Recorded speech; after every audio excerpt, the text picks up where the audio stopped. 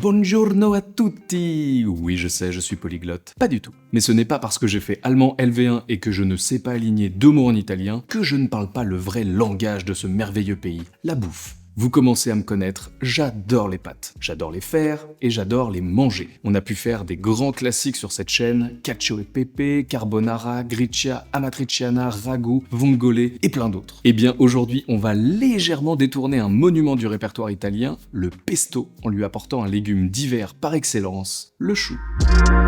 Non, je vous jure, restez, ça va super bien se passer.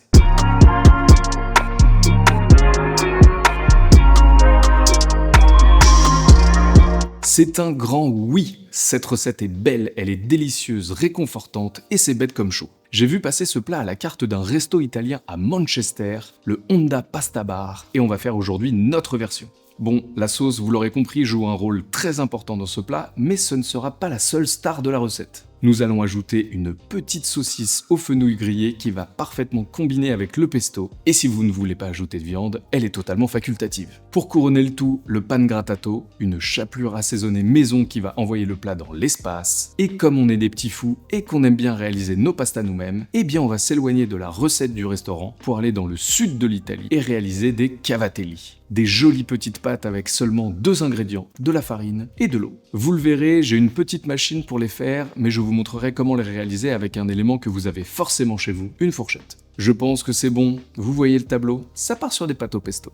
Et pour commencer, je vous propose donc de réaliser nos pâtes maison. Pour la farine, si vous arrivez à trouver de la semola rimacinata, c'est parfait. Une très belle couleur et des propriétés idéales pour des pâtes fraîches. Nous allons faire aujourd'hui des cavatelli. Et certes, nous avons l'habitude de faire des pâtes fraîches avec des œufs et de la farine, mais pour ce type de pâtes, nous n'aurons besoin que de farine et de l'eau. Vous allez voir, c'est magique. On réalise donc un puits avec la farine, on verse toute l'eau d'un coup et on commence à mélanger à l'aide d'une fourchette. Une fois que la farine a commencé à absorber toute l'eau, on va pouvoir continuer à la main. Vous allez voir, c'est un peu sportif, mais ça va bien se passer. Soyez patient, la farine met du temps à absorber l'eau et à s'hydrater, donc on a facilement tendance au début à se dire « il n'y a clairement pas assez d'eau ». Mais à force de travail et de pétrissage, la farine va absorber l'eau et le travail sera de plus en plus simple. Après, on n'est pas non plus à l'abri qu'il n'y ait clairement pas assez d'eau. Mais dans ce cas-là, allez-y progressivement.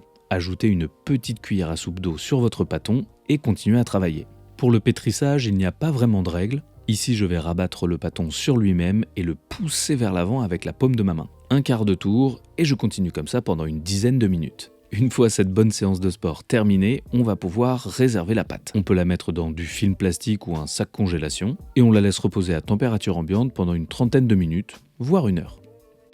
Pendant ce temps-là, nous allons pouvoir nous attaquer au pesto. Alors dans la recette du Honda Pasta Bar, c'est du Cavallero Nero qu'ils utilisent. Je n'en avais pas sous la main, mais j'ai surtout trouvé ce très beau chou kale, qui fait aussi très bien l'affaire. Et si vous n'êtes pas très chou, vous pouvez faire la recette avec des épinards frais, ça fonctionne très bien également. Ici, je commence par retirer la côte du chou, en essayant de prélever un maximum de feuilles. Je sais pas vous, mais moi je trouve ça très satisfaisant à faire. Et pour les côtes, ne les jetez surtout pas, gardez-les pour un bouillon. On prépare une glaçante, c'est-à-dire un grand bol d'eau froide avec des glaçons, et à côté, une chauffante, de l'eau bien chaude, sans glaçons évidemment. Lorsque l'eau est à ébullition, on peut ajouter tout le chou, et nous allons le blanchir pendant 1 minute ou 2. L'idée ce n'est pas de le cuire complètement, mais de faire ressortir cette magnifique couleur et de le ramollir légèrement. Une fois que c'est fait, on le débarrasse immédiatement dans l'eau glacée. Cela va stopper immédiatement la cuisson et fixer cette jolie couleur verte. Si jamais vous avez choisi de faire la recette avec des épinards, eh bien c'est le même principe. On mélange bien histoire d'être sûr que le chou soit bien refroidi. On prépare un essuie propre sur notre plan de travail et on va essorer le chou kale en le débarrassant dans une passoire. On l'essore vigoureusement histoire de retirer un maximum d'eau et d'humidité. Et pour être sûr qu'il soit bien sec et qu'on n'ait pas trop d'eau dans notre pesto, on va l'essorer convenablement dans notre essuie. Ne prenez pas trop à la légère cette étape car il y a plein d'eau qui se glisse dans les petits frisottis du chou. Et s'il y a trop d'eau dans notre pesto, cela va diluer le goût et surtout altérer la texture. Bon, les puristes étaient déjà un peu en sueur parce qu'on a mis du chou kale dans le pesto. Là, je vous propose de vous installer en position latérale de sécurité car on va le faire au blender. On verse donc le chou dans la cuve du robot, suivi de près d'un gros bouquet de basilic. Cela va parfumer la sauce et balancer l'amertume du chou kale. On enchaîne avec une tonne de zeste de citron jaune. Ça, c'est vraiment le truc qui va faire toute la différence. Et évidemment, un déluge de parmesan. Je vous conseille de le râper et de ne pas le mettre en bloc dans la cuve. Cela permettra de mixer le pesto moins longtemps et donc d'éviter de chauffer la préparation. Et donc, idem pour les gousses d'ail, on les râpe avant. Si vous êtes chaud, vous pouvez ajouter des pignons de pain, des pistaches ou même des noix. Et on vient assaisonner le tout avec du sel et du poivre. Et c'est l'heure de sortir sa plus belle huile d'olive. Alors comme d'habitude, je vous mets tous les ingrédients dans la description sous la vidéo, mais évidemment vous devrez ajuster en fonction de vos goûts et de la texture que vous souhaitez. Et justement pour ajuster la texture et ramener de l'acidité, le jus d'un citron jaune. Il ne reste plus maintenant qu'à mixer tout ça. Je pense du coup qu'on peut appeler ça un mixoto. On commence par des petites pulsions pour être sûr d'avoir bien incorporé tous les ingrédients, et on continue de monter le tout avec un bon filet d'huile d'olive. En quelques secondes, vous aurez cette magnifique sauce d'un vert absolument magnifique. On continue avec notre petit filet d'huile d'olive, on goûte et on rectifie l'assaisonnement si besoin. Ici, je me rends compte que le zeste, c'est bon, mais c'est tellement bon qu'il en faut encore plus. C'est ça qui est génial en cuisine, rien n'est jamais figé. Ici, par exemple, je trouve qu'on manque un peu de fluidité dans la texture, mais qu'on est pas mal au niveau de l'huile d'olive, donc je rajoute un peu de jus de citron.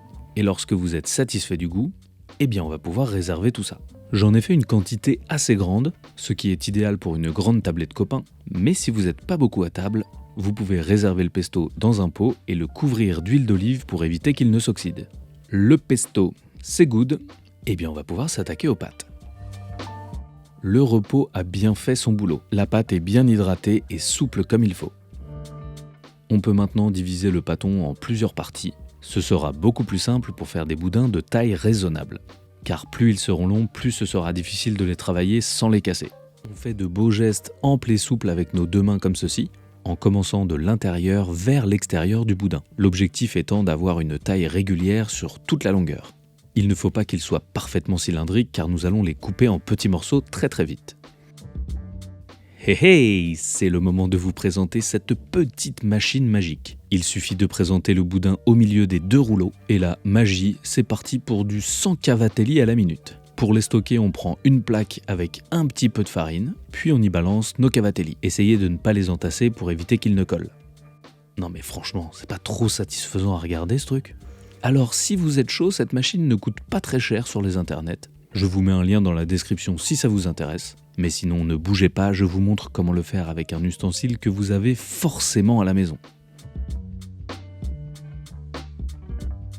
Pour ce faire, vous allez découper des petits morceaux de pâte. Essayez de les faire de taille régulière afin que les cavatelli aient toutes la même forme. Et là, avec le dos d'une fourchette, on va les faire rouler dessus. L'idée, c'est de créer des petites stries sur le dessus et un petit tunnel au milieu pour absorber un max de sauce. Ça fonctionne aussi d'ailleurs très bien avec une râpe à fromage.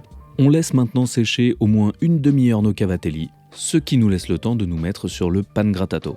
C'est de la chapelure de pain que l'on va assaisonner et faire revenir dans de l'huile d'olive. C'est d'une simplicité légendaire à faire et c'est très addictif. Dans une poêle à feu moyen, on va donc ajouter de l'huile d'olive, de la chapelure, du romarin et 2 gousses d'ail écrasées. Puis on mélange régulièrement pour obtenir une coloration bien homogène.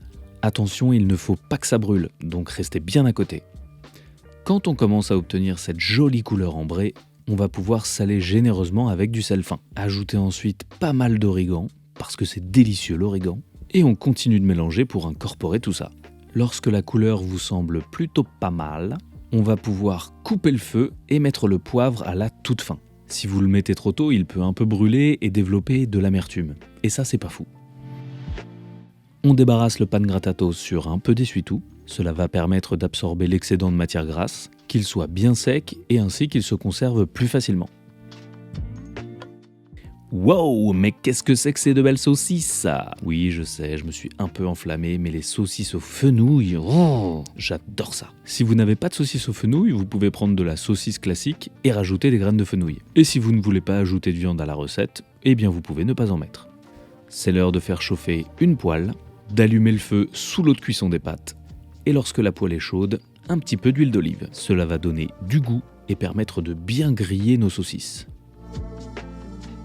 Essayez de ne pas trop remuer la saucisse au début afin d'obtenir une belle croûte. Et lorsqu'on a une belle coloration, on peut commencer à remuer tout ça. Pour les cavatelli, on peut les passer dans un petit tamis afin de retirer l'excédent de farine. Et très important quand on fait des pâtes, on sale généreusement son eau de cuisson. Regardez-moi ces jolis petits sucs qui sont venus se coller dans le fond de la poêle, c'est parfait. On lance la cuisson des cavatelli et on reste bien à côté. On peut déglacer la poêle avec les saucisses avec de l'eau de cuisson, ou du vin blanc si vous êtes chaud. Ces sucs vont donner un maximum de goût à notre sauce et du coup à nos pâtes. Pour la cuisson des cavatelli, ça va très vite. Dès qu'ils remontent à la surface, c'est que c'est bon. Le plus simple, c'est de prendre un écumoire et de les balancer directement dans la poêle.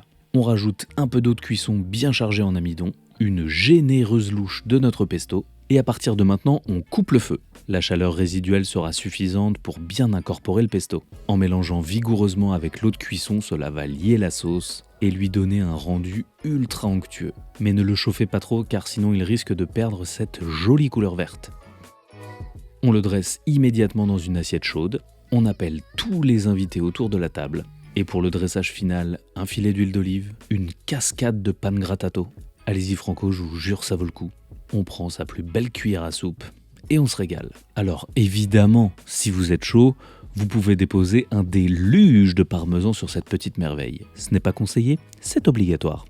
Non mais franchement, elles sont pas trop mignonnes ces petites pastas. Comme d'habitude, vous l'aurez compris, c'est une recette à la carte. L'idée ici c'est de vous inspirer et de vous montrer 2-3 techniques et produits. Le pesto vous a plu ? On peut le mettre dans un risotto pour la prochaine fois. Vous avez adoré l'idée des cavatelli ? Faites-le avec un ragoût, c'est incroyable. Le pangrattato, vous ne connaissiez pas ? Mettez-le absolument partout. Salade, pasta, gratin, c'est merveilleux. C'est ça qu'on a envie de faire avec nos vidéos, des boîtes à outils et à idées culinaires. Bon, après n'hésitez pas à refaire la recette comme dans la vidéo évidemment, c'est délicieux. Et si ces vidéos vous plaisent, abonnez-vous et activez la cloche pour ne pas louper les prochaines. On arrive dans quelques jours avec du très costaud. Pensez à partager la vidéo autour de vous, ça nous donne beaucoup de force pour la suite. Je vous dis à très vite pour de nouvelles aventures. C'était Hugo, vous êtes toujours sur Woogies. Bon appétit, ciao.